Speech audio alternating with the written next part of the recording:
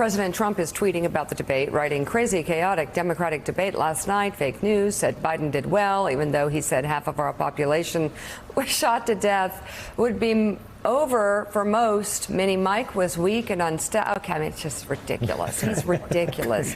We have a coronavirus issue that he needs to handle presidentially, and he's sitting here tweeting like this. He says he's got a news conference, and of course he says that right after he watches Morning Joe and starts tweeting about our coverage. Pathetic. Anyhow, James Carville, Democrats have their own problems. Bloomberg, is he helping Sanders at this point? Because it looks like his participation actually hurts Joe Biden, not Bernie Sanders. Well, I think we're getting kind of complicated here because there's only one game we're playing here, and that is to keep Bernie Sanders below 1991. Well, was that okay? I think that it's possible that that's Bloomberg's intention. Right. Out of Biden's head, last time I looked, it bought $1 million worth of television on Super Tuesday. Yeah. He might have, because of his performance last night, his fundraising probably spiked up a little bit. Bloomberg has got $400 million in those Super Tuesday states. How much it matters, I don't know. But Bloomberg has real durability because his funding is not going to dry up. Right. Yeah. But do we know who he is? Well, yeah, I've got a pretty good idea. I think people know he's a kind of competent billionaire who doesn't like to get attacked. Most billionaires are very uncomfortable being attacked. Okay. I do think strategically, you've heard from a number of campaigns, this may change after Super Tuesday, but heading into Super Tuesday, if you can get a number of campaigns that are viable and are taking delegates, there is that chance that the real gap between the rest of the field and Bernie, it will still likely be there, but won't be huge or, in their view, maybe somewhat insurmountable. So I think the question is, you got to have some of those people stay in for a little bit. Mm-hmm. The question and the looking in the mirror moment will come after Super Tuesday and figuring out, we can't move forward, if you're in that group, you can't move forward with 6 alternatives and hope somehow to derail something. Do you have any sense, or maybe just intuition, about what your former boss, Barack Obama, must be thinking? None, except that my guess is after watching last night, he's glad he's not participating anymore in candidate debates leading into big primaries. Because it gets to political athleticism, a topic we were talking about earlier. What's your sense of political athleticism among the candidates on that stage? Not very much. I mean, I think we have some good candidates in terms of political skill. I just don't see it. And I don't see them being able to, deflect an issue and go to something that really matters. I thought the fact that we were an hour and 7 minutes before Mayor Mike even brought up the virus, that's outrageous. You want to talk about a kitchen table issue?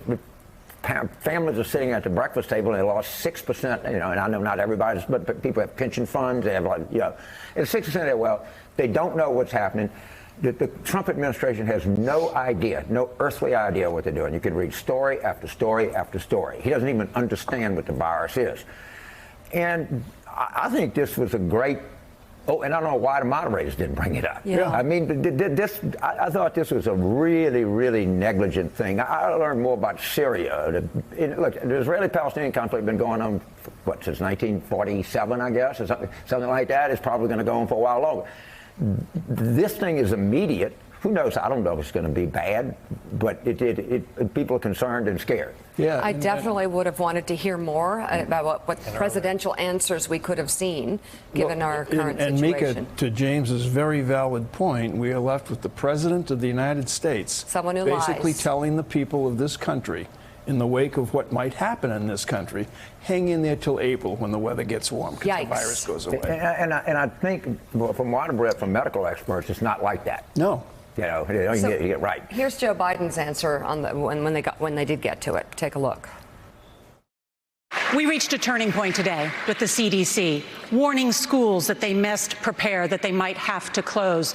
Members of the Trump administration saying we don't have enough medical masks if necessary. What would you do? What we did with Ebola, I was part of making sure that pandemic did not get to the United States, saved millions of lives. And what we did, I helped set up that office in the presidency, in the president's office on on diseases that are pandemic diseases. We increased the budget of the CDC. We increased the NIH budget. What I would do immediately is restore the funding. He cut the funding for CDC. He tried to cut the funding for NIH. He cut the funding for the entire effort. And here's the deal. I would be on the phone with China and making it clear. We are going to need to be in your country. You have to be open. You have to be clear. We have to know what's going on. We have to be there with you and insist on it and insist. I could get that done. No one up here has ever dealt internationally with any of these world leaders. I'm the only one that has. Okay, so that was good. And Mike Bloomberg also pivoted from a question about the soda ban, which he put in place in New York City, pivoted to coronavirus. It was pretty good. But then he was told, oh, no, we're going to get to that later. Very disjointed. And in many ways, what we're seeing in these debates, I mean, some might complain there's too many hosts and too many candidates. So if there are too many candidates, would you agree with that? Does somebody need to drop out at this point? Well, first of all, Senator Klobuchar, don't drop out before Minnesota. Just stay. So that's next week. Just stay in there. Okay, then make your decisions after Minnesota. that. Okay. Yeah. And I don't know how you tell someone. And people call me and say, why don't you call so-and-so and tell them to drop out? I said, why don't you call them and tell them to drop out? Tom Steyer, what's he doing up there? You know, Tom Steyer is an intelligent man. It's a vanity project. He put a lot of money into South Carolina. He's going to see this out. Then Saturday night or Sunday morning, he's going to take a look where he is. But it's not going to do whatever reason they get in there. This is so hard. It's cold in Iowa. They do this and they do that. And they have a dream. And they're going to cash. The dream will go away on their own terms. But is it the bigger dream to beat Donald Trump and to not have a party that is so weakened that there are 4 more years of Trump? Yeah, I think the field will get small soon. I think, but I want sometimes you need some people in there a little bit longer. Okay. Let it play out a little bit. Aaron Haynes, curious. Voters in South Carolina, I mean, is the field so broad that, are voters so clued in to every single candidate and exactly what they stand for? They're not. And this has been paralyzing. That's kind of a pattern that's been emerging for me as I've been in these early states. I get on the ground, days before the election, people are still undecided, as to who they're going to vote for. And I think with them having so many choices still at this stage in the primary, that is making this a difficult choice because they don't want to choose wrong. They are so focused on ousting President Trump in November that they're not sure who that person is yet. There has not been a candidate really who has made the argument that they are the most electable. Senator Sanders had a decisive victory coming out of Nevada, but the first 2 contests were fairly close, and South Carolina doesn't look like it's going to be a runaway election either. And so, that really is not clarifying very much for this electorate. And so, I think that is why a lot of these candidates are still staying in this. We don't have a candidate that has really made the case yet for a really diverse, coalition.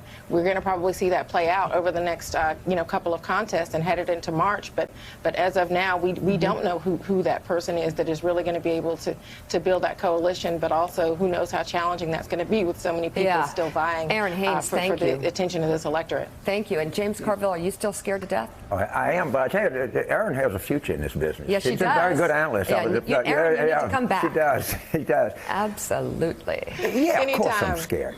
I mean, what I'm scared is that this is I don't know what, critical juncture, I don't know what you describe it. For our democracy. Yeah, and hopefully sometimes these things work out better and people game up. I think you saw some people getting better. I mean, honestly, Mayor Pete he's incredible. He's pretty good. Yeah. I mean, he really is.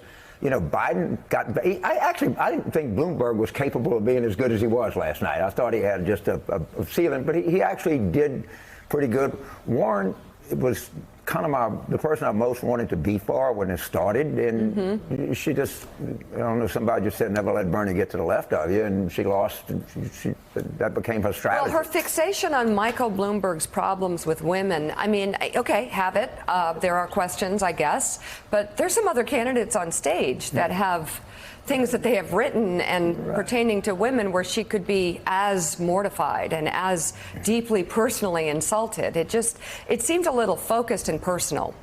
I think it was. I mean, I think she does not like Mayor Mike. I think deep. Now the question is, how was it smart to go after him? Because you're not going to, if you knock any votes off of him, they're not coming to you. Right. All right. So I didn't understand, but maybe her anger or disgust or something like that was so manifest that she just could not let it go. Okay. I understand that. Well, let's talk. Thanks for checking out MSNBC on YouTube, and make sure you subscribe to stay up to date on the day's biggest stories. And you can click on any of the videos around us to watch more from Morning Joe and MSNBC. Thanks so much for watching.